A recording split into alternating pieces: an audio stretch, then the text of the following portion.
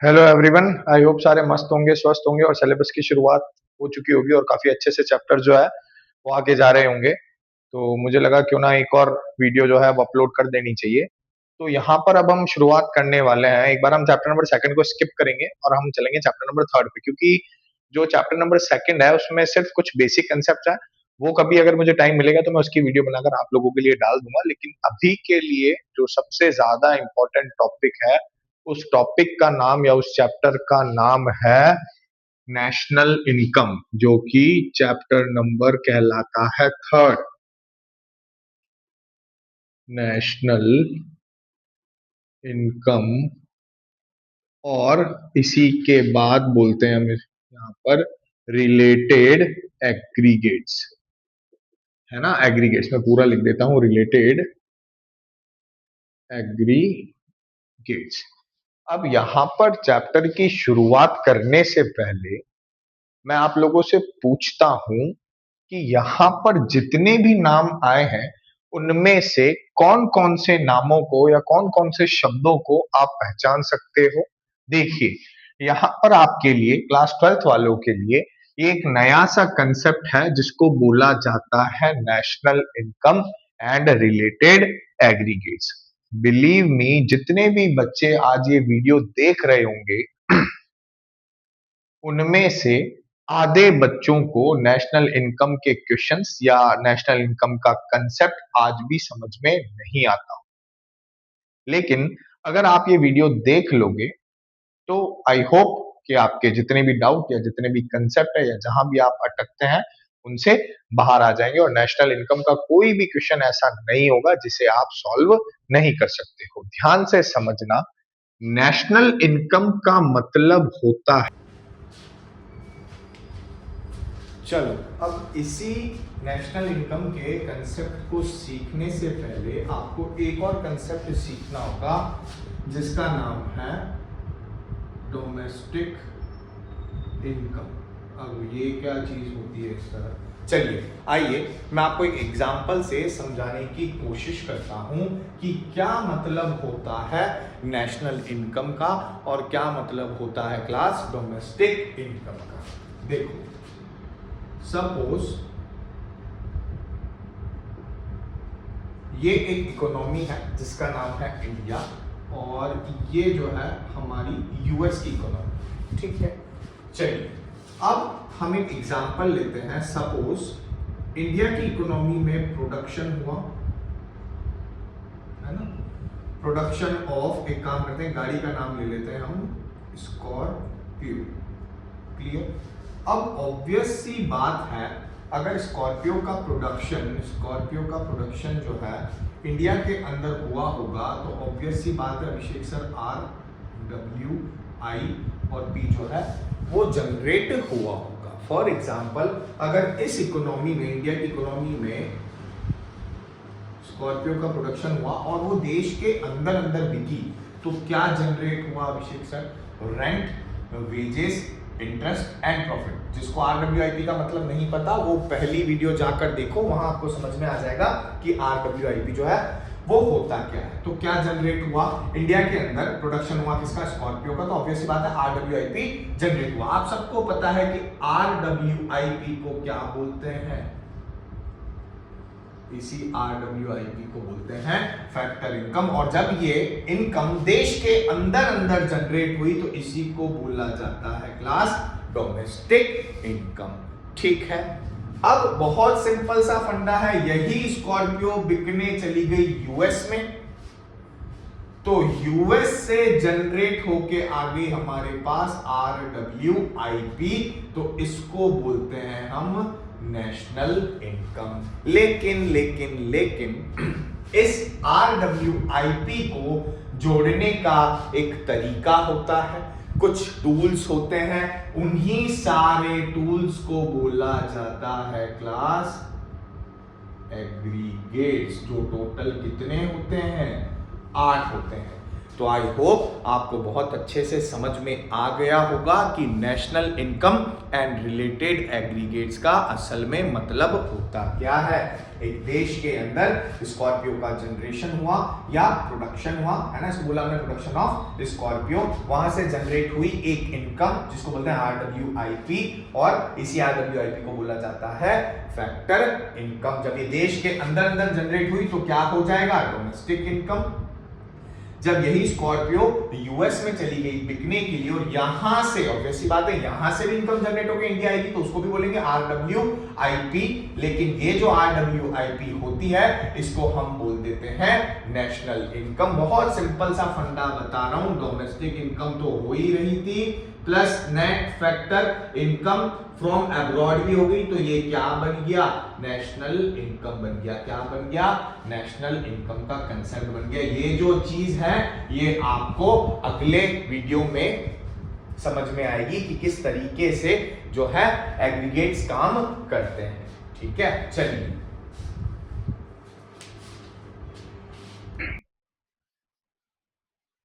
है ना। National income का मतलब सिंपली क्या हो गया, sum total of factor income या RWIP। ये RWIP या ये जो फैक्टर इनकम है, इस तक पहुंचने के लिए जो एग्रीगेट्स होते हैं वो कैसे काम करते हैं, आइए मैं आपको समझाता हूं। इसको शुरू करने से पहले आपको तीन चीजों का बहुत ध्यान रखना है, मतलब जो तीन एग्जाम्पल हम लेने वाले हैं वो आपको बिल्कुल अच्छे तरीके से याद रखना है। मैं एक गाड़ी का नाम लिख रहा हूं जिसका नाम है स्कॉर्पियो। उसके बाद मैं यहां लिखता हूं 4 बिल्डिंग। उसके बाद मैं यहां लिखता हूं बच्चों 8 एग्रीगेट्स। क्लियर। ये तीन चीजें अगर आपको याद रह गई तो आपको बड़े अच्छे से सारे एग्रीगेट्स बनाना आ जाएंगे। एंड आई होप कि नेशनल इनकम के किसी भी क्वेश्चन में आप लोग नहीं अटकोगे। फॉर एग्जाम्पल स्कॉर्पियो, एक स्कॉर्पियो है, 4 बिल्डिंग है और 8 एग्रीगेट है, ध्यान रखना, है ना। मैं इसको यहां से इरेज कर देता हूं। चलिए, हमने एग्जाम्पल लिया, है ना। यहाँ एक बार वापस मैं लिख देता हूँ साइड में ताकि आप लोगों के दिमाग में रह जाएगा। स्कॉर्पियो, यहां मैं लिख देता हूं 4 बिल्डिंग और यहां मैं लिख देता हूं 8 एग्रीगेट्स। अब थोड़ा सा ध्यान से देखना, मैं यहां बनाने वाला हूं बिल्डिंग नंबर 1 जिसमें आएगा ग्रॉस और नेट। ठीक है, मैं यहां बनाने वाला हूं बिल्डिंग नंबर 2 जिसके अंदर आएगा डोमेस्टिक और नेशनल, है ना। मैं शॉर्ट में लिख रहा हूं, आप थोड़ा सा डिटेल में, है ना, लिखना जब भी नोट्स लिखो। तीसरी बिल्डिंग के अंदर आएगा बच्चों प्रोडक्ट और चौथी बिल्डिंग के अंदर आएगा बच्चों फैक्टर कॉस्ट और मार्केट प्राइस। ठीक है, ध्यान से देखना टोटल कितनी बिल्डिंग बनाई बच्चों, building number 1, building number 2, building number 3 and building number 4।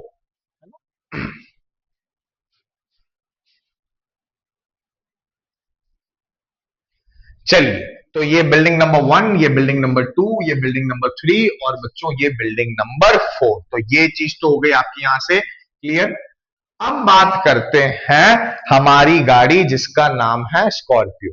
बात समझना, कोई भी पर्टिकुलर प्रोडक्ट जो होता है उसकी ग्रॉस वैल्यू भी होती है और नेट वैल्यू भी होती है। फॉर एग्जाम्पल, मैंने गाड़ी खरीदी 2020 में, ध्यान से समझना, तब इसकी वैल्यू थी 20 लाख रुपए। अब आ गया साल 2021 तो इसकी वैल्यू हो गई 19 लाख रुपए। तो अभिषेक सर 1 लाख रुपया कहां गया, तो ये जो 1 लाख रुपया है ये कहां गया, डेप्रीसिएशन में। तो ध्यान रखना, पहली बिल्डिंग के अंदर आता है ग्रॉस और नेट। हर एक प्रोडक्ट का इकोनॉमी में ग्रॉस वैल्यू भी होता है और नेट वैल्यू भी होता है। ठीक है, चलिए, तो ग्रॉस से जब आपको नेट की तरफ जाना है ना, इस एग्जांपल से समझना आप, ये कौन सी वैल्यू थी, ये ग्रॉस वैल्यू थी, ये कौन सी वैल्यू है, ये नेट वैल्यू है। ठीक है, और ये जो 1 लाख रुपए था ये क्या था, डेप्रीशिएशन। ठीक है, तो ध्यान से समझना, जब आपको ग्रॉस से नेट पर जाना है तो क्या कर दोगे, माइनस डेप्रीशिएशन, और नेट से जब आपको ग्रॉस पर जाना है तो उसका उल्टा कर देना, यहां कर दोगे प्लस डेप्रीशिएशन। ये था आपका बिल्डिंग नंबर 1। ठीक है, ध्यान से समझना। ठीक है, तो स्कॉर्पियो की ग्रॉस वैल्यू भी हो गई और स्कॉर्पियो की नेट वैल्यू भी हो गई। ग्रॉस से नेट पर आना है तो डेप्रिसिएशन लेस कर दोगे, और नेट से अगर नेट से ग्रॉस पर जाना है तो डेप्रिसिएशन क्या कर दोगे, ऐड कर दोगे। ये थी आपकी बिल्डिंग नंबर फर्स्ट। अब आती है बिल्डिंग नंबर सेकंड, जिसका नाम है डोमेस्टिक और नेशनल। मैंने शॉर्ट में लिखा है, मेरे पास जगह कम है, आप जब भी नोट्स में उतारो तो पूरा उतारना डोमेस्टिक और नेशनल। आप बुक में देखोगे तो भी आपको समझ में आ जाएगा। बहुत ज्यादा इंपॉर्टेंट कंसेप्ट है, इसको बड़े ध्यान से समझना। यही स्कॉर्पियो जब तक देश के अंदर बिक रही थी तो डोमेस्टिक इनकम जनरेट होती थी। जैसे ही देश के बाहर बिकी तो बाहर से कुछ पैसा आ गया, उस पैसे को बोलते हैं net factor income from abroad, तो इसको कर दोगे आप प्लस, है ना। तो डोमेस्टिक से अगर नेशनल पर जाना है तो क्या करोगे, प्लस एनएफआईए। उसी प्रकार अगर नेशनल से डोमेस्टिक पे जाना है तो क्या कर दोगे, एनएफआईए को क्या कर दोगे क्लास, माइनस कर दोगे। बहुत इंपॉर्टेंट कंसेप्ट बता रहा हूं, ध्यान से सीखना। देखो यहां पर आपको लिखना है फ्रॉम, गॉट इट। डोमेस्टिकली कोई चीज बिक रही थी, बाहर देश से पैसा आ गया तो क्या बन गई, नेशनल इनकम, और हमारे देश की नेशनल इनकम में से कुछ पैसा बाहर चला गया तो वापस क्या बन गई, डोमेस्टिक। तो इधर क्या करोगे, फ्रॉम, मतलब बाहर से आया है। इधर क्या करोगे, अगर इधर फ्रॉम करा है तो इधर क्या कर दोगे बच्चों, टू कर दोगे। क्या कर दोगे, टू। बहुत इंपॉर्टेंट कंसेप्ट बता रहा हूं, ध्यान से समझना। यहां फ्रॉम और यहां टू, ठीक है। अब देखो कई बार क्वेश्चन में क्या होता है, एनएफआईए डायरेक्टली गिवन होता है, तो डायरेक्टली जो ना गिवन हो तो एनएफआईए का एक फॉर्मूला है, that is NFIA is equals to FIFA minus FITA, factor income from abroad minus factor income to abroad, है ना। दोनों के बीच का डिफरेंस ही कहलाता है net factor income from abroad. अब एक लॉजिक बच्चों को बहुत उलझाता है, वो बड़े ध्यान से समझाता हूं, ठीक है। तो क्वेश्चन में अगर डायरेक्टली एनएफआईए हो तो फीफा, एनएफआईए हो तो डायरेक्ट लगा देना, और जो ना हो तो फीफा माइनस थीटा। एक और चीज होती है ना, अगर एनएफआईए नहीं गिवन हो तो एक चीज और क्वेश्चन में देखना, नेट रिटेन्ड अर्निंग या नेट कंपेंसेशन टू एम्प्लॉयज, आप फुल फॉर्म में लिखना। और तीसरा है net income from property and entrepreneurship, got it. अगर क्वेश्चन में सीधा एनएफआईए हो तो सीधा लगा देना, जो ना हो तो फीफा और फीटा को ढूंढना, अगर ये भी ना हो तो इन तीन चीजों को ढूंढना और जोड़ देना, आप कहां पहुंच जाओगे, एनएफआईए पर, गॉट इट। तो ध्यान रखना, या तो ये आपको कहां लेकर जाएगा, एनएफआईए के ऊपर। क्लियर है, ध्यान रखना। हाँ, कई बार क्या होता है, ये भी आ जाता है, ये भी आ जाता है और ये भी आ जाता है, तो हमें पहली प्रायोरिटी किसको देनी है, इसको। अब एक और चीज, एक लॉजिक बहुत ध्यान से समझा रहा हूं, जिसमें अक्सर बहुत सारे बच्चे उलझ जाते हैं। ध्यान रखना, आपको क्या सिखाया गया है, फ्रॉम साइड क्या है, प्लस, टू साइड क्या है, माइनस। अब क्वेश्चन में कई बार क्या होता है, प्लस और माइनस के साइन में बच्चे उलझ जाते हैं। देखो आपको यह ध्यान रखना है कि यूनिवर्सली फ्रॉम साइड प्लस होती है और टू साइड क्या होती है, माइनस। तो for example from side universally क्या है, प्लस है। अगर क्वेश्चन में माइनस आ जाए तो प्लस माइनस क्या हो जाएगा, आपका साइन चेंज होकर क्या बन जाएगा, माइनस बन जाएगा। वापस से सीखिए, आपको पता है फ्रॉम साइड क्या होती है, प्लस, टू साइड क्या होती है, माइनस। इसको आप थंब रूल बना लो। अब कोई क्वेश्चन आप देखते हो उसमें एक कंपोनेंट आता है net factor income from abroad, है ना, और वहां पर प्लस का साइन है, गॉट इट, या माइनस का साइन है, ठीक है। तो ये तो प्लस में है और आपका साइन अगर वहां क्वेश्चन में माइनस में है तो प्लस माइनस लगा के क्या करोगे, उस साइन को चेंज करके क्या कर दोगे, माइनस। चलो मैं ऐसे नहीं आपको करके बताता हूं, जैसे for example net factor income from abroad, ठीक है। ये पर्टिकुलर एक क्वेश्चन का कंपोनेंट है, यहां आपके पास आया है माइनस का, ठीक है। अब समझे, अब ध्यान से समझो, यहां क्या है, माइनस का साइन है।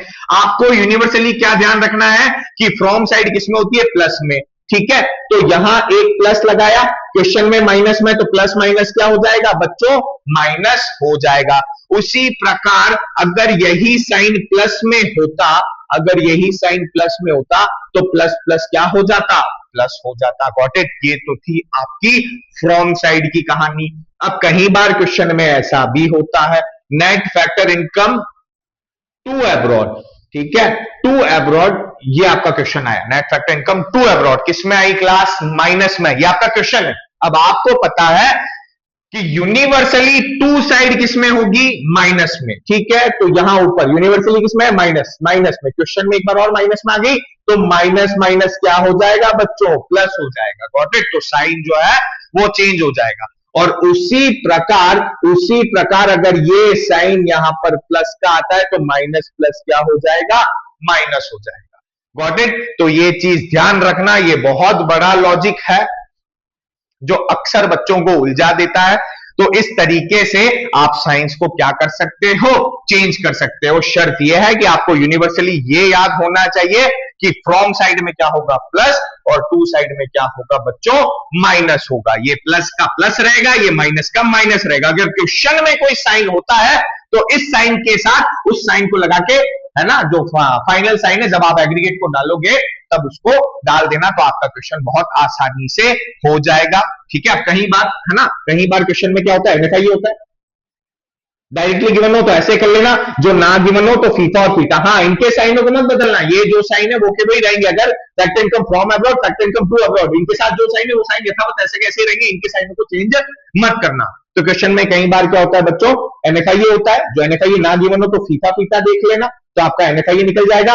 अगर ये भी ना हो, ये भी ना हो, तो फिर आप क्या देखोगे, ये तीनों चीजें देखोगे, net retained earning, net compensation of employees, net income from property and entrepreneurship. तो या तो ये तीनों या तो ये दोनों, ठीक है। आपको कहां लेकर जाएंगे, एनएफआईए पर। ये हो गई आपकी बिल्डिंग नंबर सेकंड कंप्लीट। तीसरी बिल्डिंग होती है बच्चों प्रोडक्ट, ये बिल्कुल क्या होती है,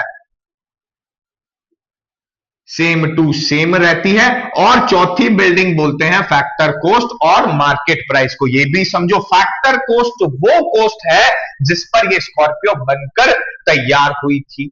तैयार होने के बाद जब ये कंपनी से निकलती है और बाजार में बिकने आती है, तो बिकने की रेट जो होती है उसको बोलते हैं बच्चों मार्केट प्राइस। तो एक तो हो गया फैक्टर कोस्ट और दूसरा क्या हो गया बच्चों, मार्केट प्राइस। अब ध्यान रखना, जैसे फॉर एग्जांपल, है ना, इसी एग्जांपल से समझो, स्कॉर्पियो है, फैक्ट्री में बनी, जब बनकर तैयार हुई फैक्ट्री के अंदर खड़ी हुई थी, तो क्या है, फैक्टर कोस्ट। अब क्या होता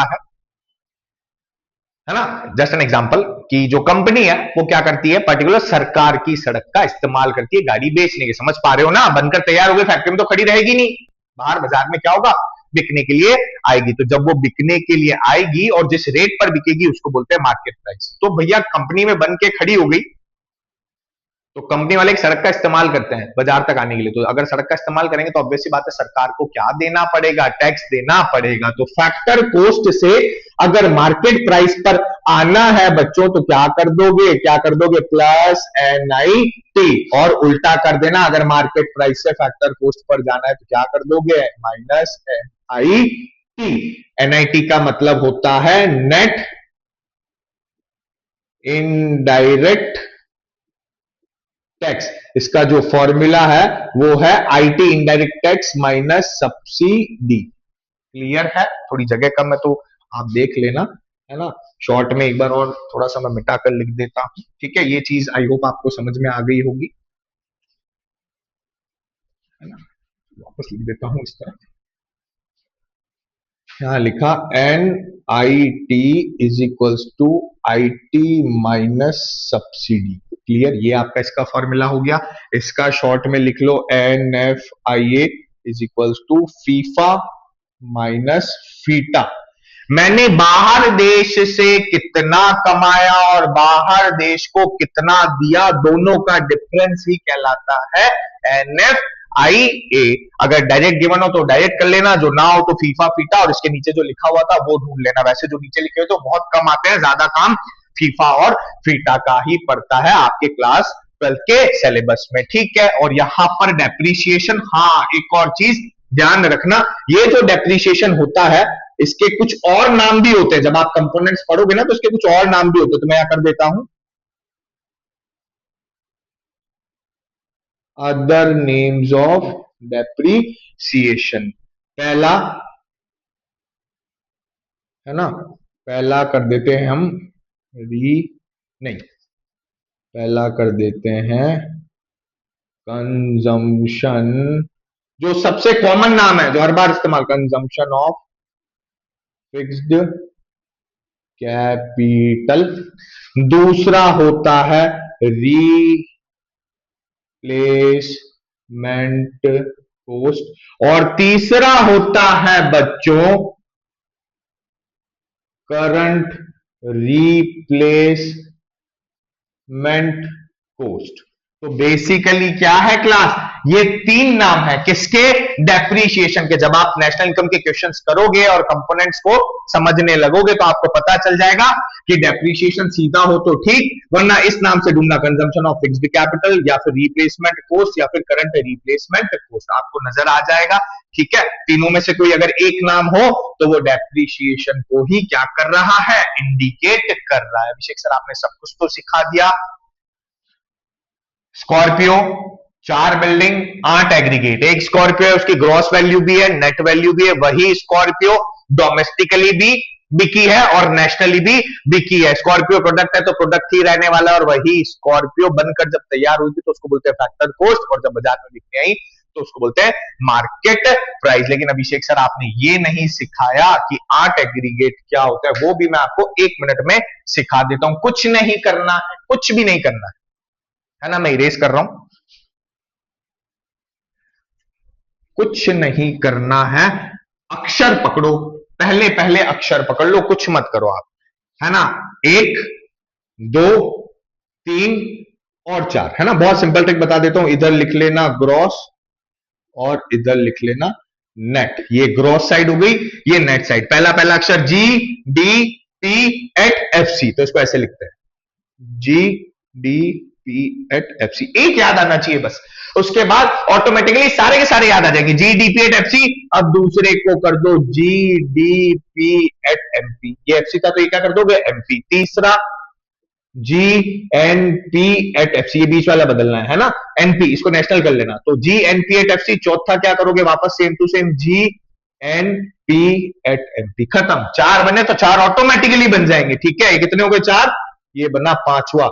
एन डी, हम किस कौन साइड आ गए, एन साइड आ गए, N D P at F C, N D P at MP,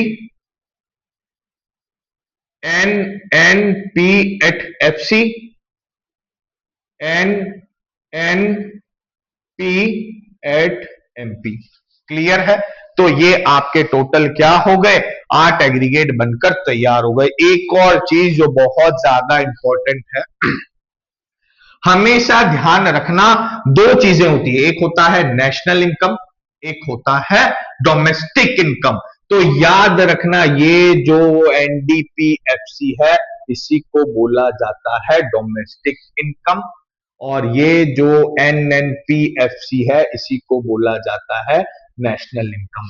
ये एग्रीगेट नेशनल इनकम का है और ये एग्रीगेट जो है बच्चों वो किसका है, डोमेस्टिक इनकम का है। तो आई होप आपको इस एग्जाम्पल की मदद से सब समझ में आ गया होगा कि क्या 4 बिल्डिंग है, क्या 8 एग्रीगेट है, और जो पर्टिकुलर हमने प्रोडक्ट लिया है जिसका नाम है स्कॉर्पियो। तो इस हिसाब से आपको सारे के सारे एग्रीगेट्स ये हो गए आपके टोटल 8 एग्रीगेट्स। ठीक है, चलिए आई होप आप सबको समझ में आ गया होगा। Thank you everyone. और इस तरीके से आपका नेशनल इनकम का जो चैप्टर है वो काम करता है। अब मैं नेक्स्ट वीडियो में आपको बहुत सिंपल तरीके से क्या करूंगा, फॉर्मूलाज बनाना सिखा दूंगा, तो आप बहुत आसानी से सीख जाओगे। चलिए, thank you everyone.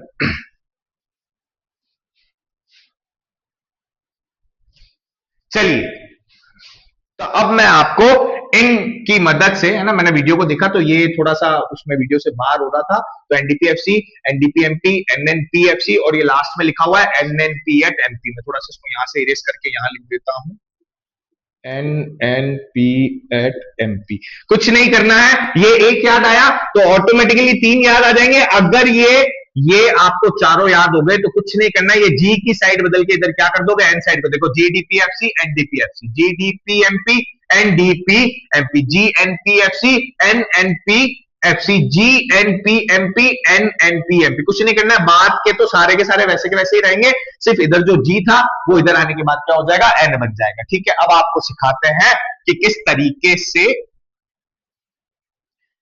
Formulas create होते हैं और किस तरीके से नेशनल इनकम के क्वेश्चंस को सॉल्व किया जाता है।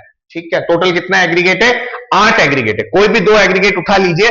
फॉर एग्जाम्पल मैं यहां लिखता हूं G D P at M P, यहां लिख देता हूं N D P at F C. ठीक है, कोई भी 2 एग्रीगेट उठाने हमको। हाँ, एक और चीज बताता हूं, जिस भी चीज को क्वेश्चन में ढूंढना हो हमेशा ध्यान रखना उसको इक्वल टू के इधर रख देना। बहुत सिंपल और आसान कंसेप्ट बता रहा हूं, मैथ्स वाले तो कैसे भी कर सकते हैं, लेकिन ये नेशनल इनकम है भैया, है ना, पूरी प्रॉपर मैथ्स नहीं है, तो आगे जाके उलझ जाओगे, साइनों में उलझ जाओगे। तो हमेशा ध्यान रखना, जिस भी चीज को ढूंढना हो उसको इक्वल टू के एलएचएस में रख देना, लेफ्ट हैंड साइड में रख देना। अब घड़ी कैसे चलती है, घड़ी चलती है अभिषेक सर क्लॉकवाइज, तो आगे पीछे जाने की जरूरत नहीं है, पीछे से स्टार्ट करोगे। फैक्टर कोस्ट से मार्केट प्राइस पर आने के लिए क्या करना पड़ता है Abhishek sir, plus N I T. यहां पर पी और पी से पी कुछ भी नहीं होता है, डी से डी है ना, इस एग्रीगेट के अंदर डी से डी कुछ भी नहीं होगा। नेट से ग्रॉस पर आने के लिए क्या करना पड़ता है अभिषेक सर, प्लस डेप्रीसिएशन। तो ये आपका फॉर्मूला बन गया। क्लियर, और सिखाता हूं 2-3 एग्रीगेट की मदद से कि किस तरीके से जो है फॉर्मूलाज क्रिएट किए जाते हैं। ठीक है, चलिए आइए हम यहां पर लिखते हैं G N P at F C is equals to N N P at MP. ठीक है, 2 एग्रीगेट हमारे पास है, ध्यान रखना जिसको ढूंढना हो उसको इधर डाल देना, और दूसरा एग्रीगेट या दूसरा कंपोनेंट आपको हमेशा क्वेश्चन के अंदर गिवन होगा, थोड़ा सा ध्यान से देखना। और वो ट्रिक भी ध्यान रखना है ना, डोमेस्टिक इनकम को क्या बोला जाता है, एनडीपी एट एफसी, और नेशनल इनकम के एग्रीगेट को क्या बोला जाता है, एनएनपी एट एफसी। अभी इसी का एग्जांपल ले लेंगे अगला। ठीक है, चलो मार्केट प्राइस से, है ना, या पीछे से चालू करना, पीछे से, है ना, यहां पीछे से मार्केट प्राइस से, है ना, घड़ी किस तरीके से चलती है, इस तरीके से, तो ऐसे यहां से यहां मार्केट प्राइस से फैक्टर कोस्ट पर जाना हो तो क्या करना पड़ेगा Abhishek sir, minus N I T. P से पी तो यूनिवर्सली कुछ भी नहीं होगा, हर बार कैंसिल आउट हो जाएगा, यहां पर एन से एन टी कुछ भी नहीं है, और एन से जी पर जाने के लिए क्या करना पड़ेगा, प्लस क्या करना पड़ेगा, डेप्रीसिएशन करना पड़ेगा। ठीक है, तो चलो अब दूसरा एग्जांपल ले, किसी को भी कहीं भी रखो आप, यहां रख देते हैं हम एनडीपी एट एफ सी, यहां रख लेते हैं हम NNP at F C, PFC PFC बराबर। ठीक है, नेशनल से कहां जाना है, डोमेस्टिक पर जाना है, तो क्या करेंगे, माइनस एन एफ आई ए। ठीक है, इधर क्या एन से एन बराबर, तो ये बन गया आपका फॉर्मूला। इसका उल्टा भी करना हो तो इस तरीके से कर दो, है ना, इसको इधर लिया हुआ एन एन, किधर भी रखो आप वो आंसर आ ही जाएगा, बस थोड़ा सा साइन में हेर फेर होगी, है ना, तो साइनों का ध्यान रखना, जो बच्चे कर सकते हैं। बाकी यूनिवर्सल ट्रिक तो आप यही रखना कि जिस चीज को ढूंढना हो, जिस एग्रीगेट को ढूंढना हो उसको इक्वल टू के इधर डाल देना। क्या लिखा मैंने यहाँ पर, एनडी एनएनपी एट एफसी, और इधर हम कर देते हैं एनडीपी एट एफसी, तो ये हो जाएगा पीएफसी पीएफसी सेम। डोमेस्टिक से नेशनल, डोमेस्टिक से कहां जाना है, डोमेस्टिक से जाना है नेशनल, तो क्या कर दोगे, plus N F I N से एन बराबर हो गया, तो कुछ नहीं, जहां सेम हो जाए वहां आपको कुछ भी नहीं करना है। तो इस तरीके से फॉर्मूले बनते हैं। आइए और देखते हैं, कोई भी एग्रीगेट ले लेते हैं, चलो अब ले लेते हैं हम G N P at M P, और इधर ले लेते हैं, सारे ही बदलने की कोशिश करते हैं, N D P at F C. हाँ, सारे चेंज हो गए। फैक्टर कोस्ट से मार्केट प्राइस, अरे भैया परीक्षा में एरो मत लगाना है, तो मैंने आपको सिखाने के लिए बताया। फैक्टर कोस्ट से market price Abhishek sir, plus कर दो एन आई टी, पी से पी सेम, डोमेस्टिक से नेशनल अभिषेक सर, प्लस कर दो N F I A, Abhishek sir net से ग्रॉस, कहां जाना है, नेट से ग्रॉस, तो क्या हो जाएगा, प्लस डेप्रीसिएशन। तो ये आपका फॉर्मूला बनके तैयार है। अब मैं आपको एक छोटा सा 1 या 2 क्वेश्चन करके बता देता हूं, ताकि आपको फॉर्मूला इनपुट करने आ जाएगा और उससे आप आउटपुट खुद ही जनरेट कर लोगे। चलिए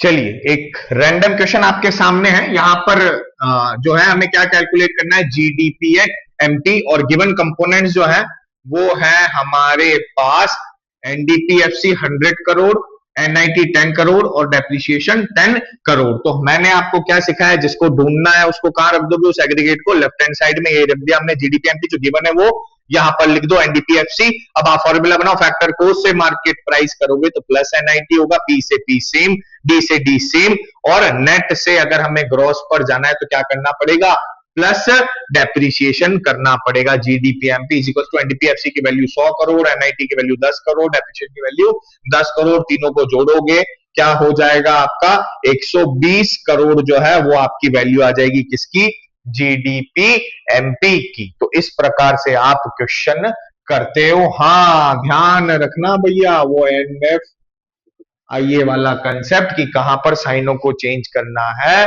और कहां पर नहीं। फ्रॉम साइड इस तरफ, टू साइड इस तरफ। फ्रॉम साइड प्लस में रहेगी, टू साइड माइनस में रहेगी। अब डिपेंड करता है क्वेश्चन के कंपोनेंट के ऊपर कि वहां क्या साइन है और किस तरीके से आप साइन को बदलेंगे। आई होप ये हमारा जो है chapter number 3 national income and related aggregates काफी अच्छे से बच्चों को समझ में आ गया होगा।